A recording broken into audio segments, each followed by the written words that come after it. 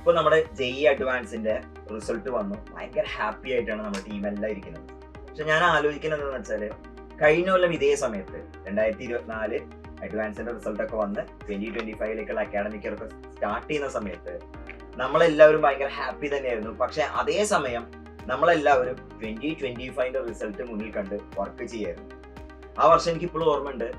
നമ്മള് ഇന്ത്യ മഹാരാജ്യത്തിന്റെ മാപ്പൊക്കെ എടുത്തു വെച്ചിട്ട് അതിലെ ടോപ്പ് 5 IIT മാർക്ക് ചെയ്യുകയാണെങ്കിൽ ആ 5 IIT നമ്മുടെ കുട്ടികളെ വിടാൻ നമുക്ക് ഉണ്ടായിരുന്നു. പക്ഷെ അപ്പോൾ പോലും നമുക്കറിയാം, നമുക്ക് വരുന്ന കുട്ടികൾ എന്ന് പറഞ്ഞാൽ പല കുട്ടികളും ഫൗണ്ടേഷൻ ഇല്ലാത്ത കുട്ടികളാണ്, ഫണ്ടമെന്റൽസ് സ്ട്രോങ് ഇല്ലാത്ത കുട്ടികളുണ്ടാവും.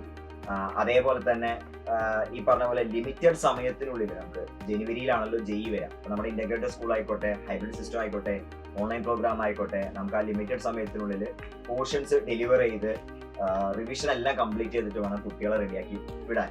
അപ്പൊ നമ്മുടെ R&D ടീമൊക്കെ അതിന് വേണ്ടിയിട്ടുള്ള ചിന്തയിലായിരുന്നു. അപ്പൊ ആ ലിമിറ്റഡ് സമയത്തിനുള്ളിൽ ഏറ്റവും നല്ല രീതിയിൽ കണ്ടന്റ്, അവർക്ക് ഒപ്റ്റിമൈസ് ആയ കണ്ടന്റ് ഡെലിവർ ചെയ്യുകയും അതേപോലെ തന്നെ സിസ്റ്റമാറ്റിക് ആയിട്ട് റിവിഷനും എക്സാംസ് ഒക്കെ നടത്തി അവരുടെ എക്സാം ഹാളിലേക്ക് കോൺഫിഡന്റ് ആയിട്ട് പറഞ്ഞയക്കണം എന്നുള്ളതായിരുന്നു നമ്മുടെ ഉദ്ദേശം. അങ്ങനെ വളരെ നന്നായി പ്ലാൻ ചെയ്ത് ടീം വർക്ക് എടുത്ത് റിസർച്ച് ആൻഡ് ഡെവലപ്മെന്റ് ഒക്കെ ചെയ്ത് നമ്മളെ കണ്ടന്റ് ഒക്കെ ബിൽഡ് ചെയ്ത് അത് ഡെലിവറി ചെയ്തതിന്റെ ഫലമായിട്ടാണ് യഥാർത്ഥത്തിൽ നമ്മളിപ്പോ സെലിബ്രേറ്റ് ചെയ്യുന്ന റിസൾട്ട് വന്നിരിക്കുന്നത്. നമ്മള് കേരളത്തിന്റെ ഒരു പ്രത്യേക സ്ഥിതിവിശേഷം എടുക്കുകയാണെങ്കിൽ, കേരളത്തിലെ കുട്ടികളൊന്നും അധികം ഫൗണ്ടേഷൻ ഒന്നും ഇല്ലാണ്ടാണ് JEEക്ക് വരുന്നത്. +2 കഴിഞ്ഞിട്ട് വരുന്ന കുട്ടികളെ കുറിച്ചാണ് പ്രത്യേകിച്ച് പറയുന്നത്. അപ്പൊ കഴിഞ്ഞ കൊല്ലം നമ്മൾ ആദ്യമായിട്ടാണ് ഹൈബ്രിഡ് സിസ്റ്റം ഇൻട്രൊഡ്യൂസ് ചെയ്തത്. അപ്പൊ ഹൈബ്രിഡ് സിസ്റ്റം ഇൻട്രൊഡ്യൂസ് ചെയ്യാനുള്ള കാരണം എന്ന് വെച്ചാൽ, നമ്മൾ ഓൾറെഡി നീറ്റില് ഹൈബ്രിഡ് സിസ്റ്റം ഇൻട്രൊഡ്യൂസ് ചെയ്യുകയും അത് ഭയങ്കര സക്സസ്ഫുൾ ആയി എന്ന് നമുക്ക് മനസ്സിലാക്കി.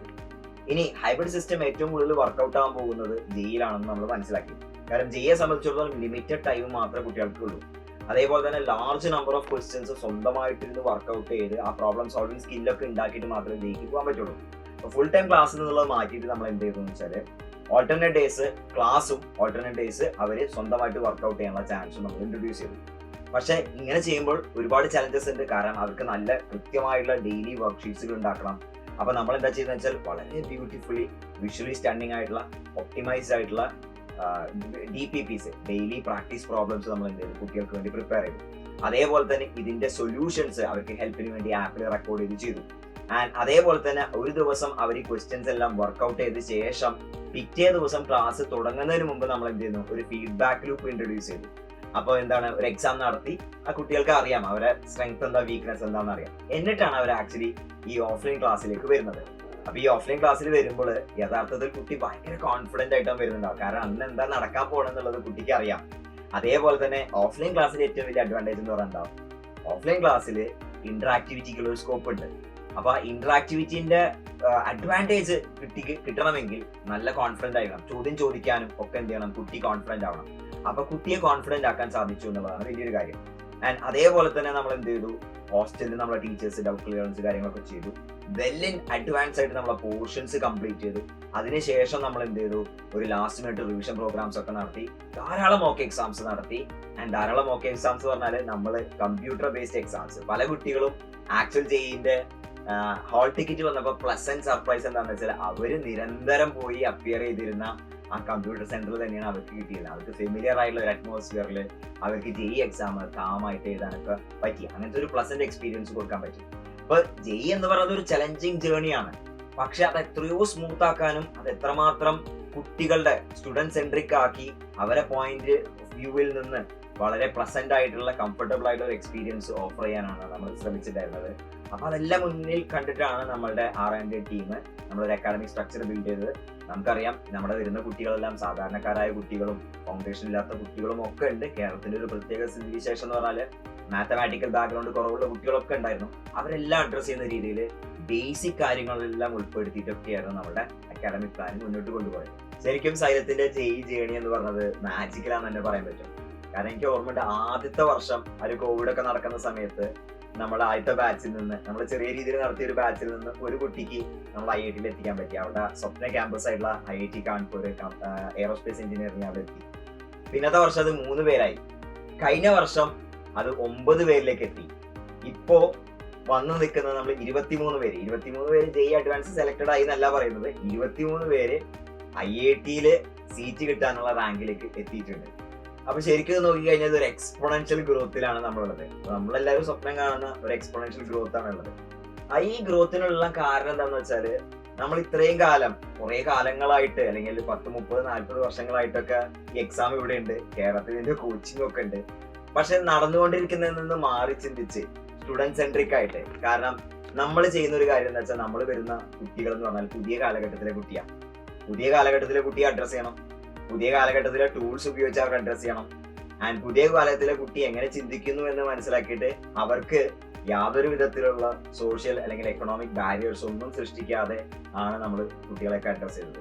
ആൻഡ് ഇവരെ തന്നെ മനസ്സിൽ കണ്ടുകൊണ്ട് സ്റ്റുഡന്റ് സെൻട്രിക് ആയിട്ട് തന്നെ നമ്മുടെ സിസ്റ്റം നിരന്തരം അപ്ഗ്രേഡ് ചെയ്തുകൊണ്ട് ഈ എക്സാമിന്റെ മാഗ്നിറ്റ്യൂഡ് ഇവോൾവ് ചെയ്യുന്നത് മനസ്സിലാക്കിക്കൊണ്ടിട്ടാണ് നമ്മൾ ഈ കാര്യങ്ങളെല്ലാം പ്ലാൻ ചെയ്തത്. ആൻഡ് അതിന്റെ ഒരു റിസൾട്ട് തന്നെയാണ് ഈ പറഞ്ഞ ഡ്രാമാറ്റിക് ആയിട്ടുള്ള അല്ലെങ്കിൽ ഈ എക്സ്പോണൻഷ്യൽ ആയിട്ടുള്ള ഗ്രോത്ത് നമുക്ക് ഇന്ന് വന്നിരിക്കുന്നത്. അടുത്ത വർഷത്തേക്ക് ഇതേപോലെ ഈ എക്സ്പോണൻഷ്യൽ കർവ് ട്രാക്ക് ചെയ്യുക എന്നുള്ളത് തന്നെയാണ് നമ്മുടെ ഉദ്ദേശം. നമ്മുടെ കേരളത്തിന്റെ ഒരു പ്രത്യേകത എന്ന് പറഞ്ഞാൽ, നമ്മൾ വിദ്യാഭ്യാസത്തിലും മറ്റു ഡെവലപ്മെന്റിലും ഒക്കെ ഇന്ത്യയിലെ നമ്പർ 1 സ്റ്റേറ്റ് ആണ്. പക്ഷെ നമ്മൾ ഹയർ എഡ്യൂക്കേഷൻ എടുക്കുകയാണെങ്കിൽ ഇന്ത്യയിലെ ടോപ്പ് ഇൻസ്റ്റിറ്റ്യൂഷൻസ് ആണ് IITs എന്ന് പറയുന്നത്. ഇന്ത്യ മുഴുവനുള്ള ഈ 15, 16, 17 വയസ്സുള്ള കുട്ടികളൊക്കെ സ്വപ്നം കാണുന്ന ഡ്രീം ക്യാമ്പസുകളാണ് IIT-യിലേക്ക്. പക്ഷെ IIT-യുടെ കണക്കെടുക്കുമ്പോൾ നമ്മുടെ കുട്ടികൾ പോപ്പുലേഷൻ പ്രപ്പോർഷണൽ ആയിട്ട് പോലും IIT-കളിലേക്ക് എത്തുന്നില്ല. അപ്പൊ കഴിഞ്ഞ ഒരു 3 വർഷം എടുത്തു കഴിഞ്ഞാൽ നമുക്കറിയാം, നമ്മളൊരു എക്സ്പോണൻഷ്യൽ ഗ്രോത്ത് ആണ് നമ്മൾ ഉണ്ടാക്കിയെടുത്തിരിക്കുന്നത്.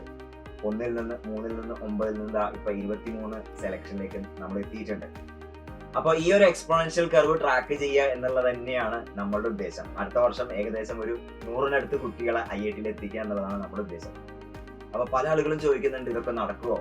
ഇതിനുള്ളിലും പുറത്തുള്ള ബുദ്ധിജീവികളൊക്കെ ചോദിക്കുന്ന ഒരു ചോദ്യമാണ്, ഇതെല്ലാം നടക്കുമോ? നമ്മൾ സൈലം JEE പ്രോഗ്രാം തുടങ്ങി ഡേ 1 ഓൺവേർഡ്സ് നമ്മൾ ചെയ്തെന്ന് വെച്ചാൽ നമ്മുടെ ക്ലാസ്സുകളുടെ ക്വാളിറ്റിയും അക്കാഡമിക് ക്വാളിറ്റിയും എക്സിബിറ്റ് ചെയ്തുകൊണ്ട് തന്നെയാണ് നമ്മൾ തുടങ്ങിയത്. ഇനിയും അതുപോലെ തന്നെയാണ് നമ്മൾ മുന്നോട്ട് പോകാൻ തീരുമാനിച്ചിരിക്കുന്നത്. തിരിഞ്ഞു നോക്കുമ്പോൾ നല്ല സന്തോഷം, അഭിമാനമുണ്ട്. കാരണം 1ാം ക്ലാസ്സുകാരനെ മുതൽ IAS ആവാൻ ആഗ്രഹിക്കുന്ന ഒരാളെ വരെ പഠിപ്പിക്കുന്ന ഒരു ഹൗസ് ഹോൾഡ് നെയിമാണ് സൈലം. ഈ ഒരു റവല്യൂഷന്റെ ഭാഗമാവാൻ സാധിച്ചവരും അതുപോലെ ഈ വണ്ടർ നേരിട്ട് കാണാൻ പറ്റിയതിലുള്ള ഒരു ഭാഗ്യം. ആൻഡ് എന്നെ കേൾക്കുന്ന പാരന്റ്സ്, അതുപോലെ ടീച്ചേഴ്സ്, അതുപോലെ തന്നെ സ്റ്റുഡൻസിന്റെ അടുത്ത് ഒറ്റ കാര്യം പറയാനുള്ളൂ. നിങ്ങൾ കേരളത്തിലോ ലോകത്തിന്റെ ഏത് മൂലയിലോ ആയിക്കോട്ടെ, നിങ്ങൾക്കൊരു സ്വപ്നം ഉണ്ടെങ്കിൽ ആ സ്വപ്നത്തിന്റെ കൂടെ നിൽക്കാൻ, അല്ലെങ്കിൽ നിങ്ങൾ ഡിസർവ് ചെയ്യുന്ന സ്ഥലത്തേക്ക് നമ്മുടെ കുട്ടികളെ എത്തിക്കാൻ വേണ്ടിയിട്ട് വലിയൊരു ടീം ഇവിടെ തയ്യാറെടുക്കുന്നുണ്ട്. ഇനി 2026-ലെ JEE അഡ്വാൻസിന്റെ റിസൾട്ട് വരുമ്പോൾ ഞാൻ നേരത്തെ പറഞ്ഞ പോലെ 100-നടുത്ത് IITians പ്രൊഡ്യൂസ് ചെയ്യാൻ സാധിക്കുമെന്ന് ഞങ്ങൾക്ക് ഉറപ്പുണ്ട്. അതിലൊന്ന് നിങ്ങളാവും.